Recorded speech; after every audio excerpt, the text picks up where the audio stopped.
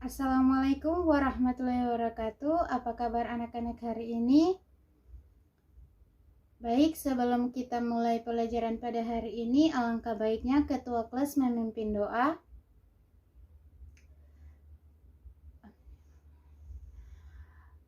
Sebelum itu, Ibu akan mengambil absen terlebih dahulu. Mata pelajaran kita pada hari ini yaitu Al-Quran Hadis. Dan materi kita perilaku menghindarkan diri dari pergaulan bebas dan perbuatan zina. Sebelum kita masuk kepada materi, Ibu akan bertanya kepada adik-adik. Adik sudah tahu tentang pergaulan bebas dan perbuatan zina? Ya, mungkin sebagian dari adik-adik ada yang sudah paham, ada yang belum.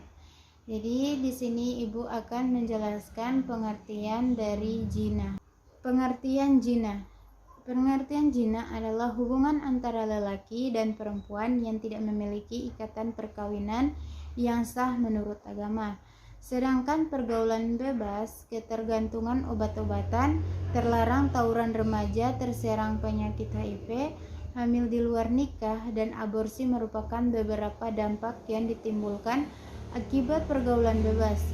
Islam pun memberi perhatian dan memberi solusi kepada siapa saja yang sudah terlanjur terjerumus ke dalam pergaulan bebas. Melalui firman-Nya kepada Nabi Muhammad, Allah secara tegas menjelaskan dampak buruk akibat pergaulan bebas.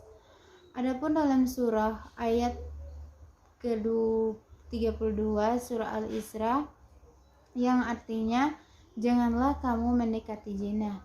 Zina itu sungguh perbuatan yang keji dan suatu jalan yang buruk. Dan isi kandungan dari surah Al-Isra ayat ke-32 yang pertama, Allah SWT melarang manusia mendekati zina. Maksudnya telah melakukan ialah melakukan perbuatan yang berujung pada perbuatan perzinahan. Larangan mendekati zina memberi kesan yang tegas bahwa mendekati saja tidak boleh apalagi melakukannya. Sekarang yaitu bentuk-bentuk perzinahan. Zina muhsan yaitu zina yang dilakukan oleh seorang lelaki atau perempuan yang sudah pernah menikah.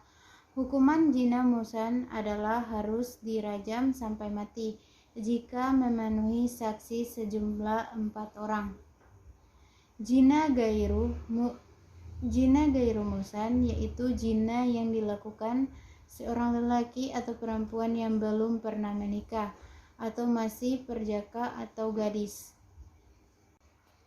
Adapun beberapa hikmah pengharaman perilaku zina. Yang pertama, perilaku zina merusak moral masyarakat dan melemahkan sendi-sendi kepribadian bangsa.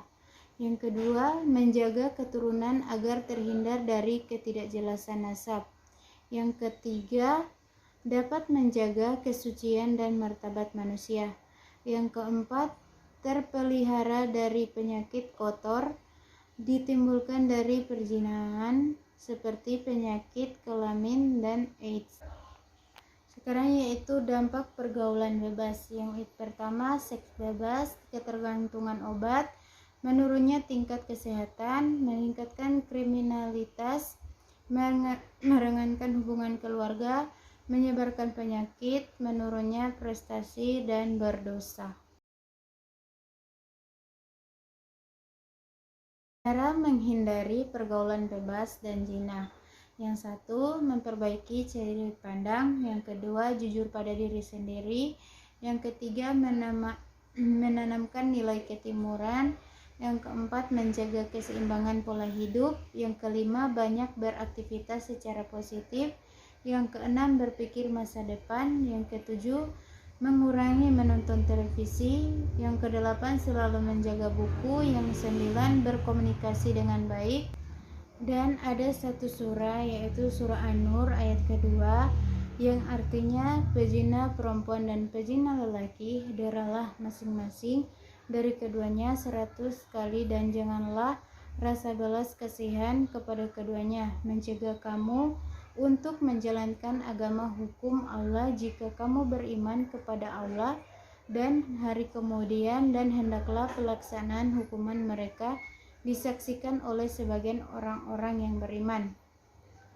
Isi kandungan surah An-Nur ayat kedua, hukuman terhadap pelaku zina baik perempuan maupun lelaki yang gairu munushan atau belum menikah adalah dicambuk di daerah 100 kali dan disaingkan hukuman terhadap pelaku zina muslim yang sudah menikah adalah dirajam, yaitu dilempar batu sampai mati.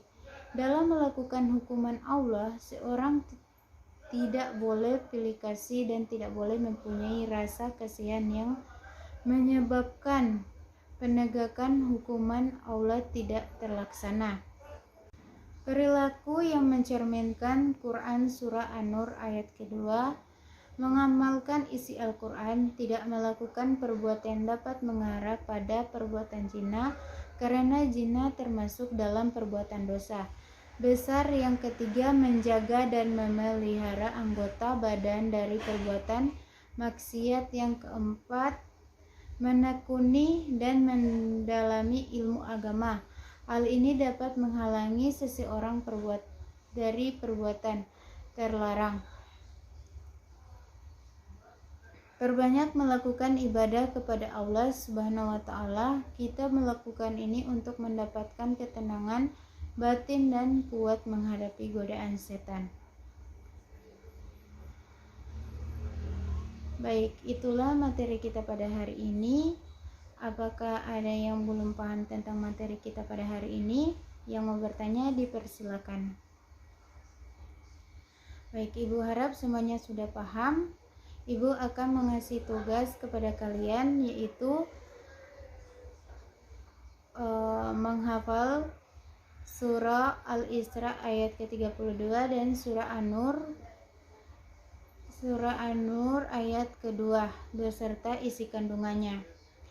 Ibu periksa minggu depan. Baik, itulah pertemuan kita pada hari ini. Alangkah baiknya kita melafazkan hamdalah.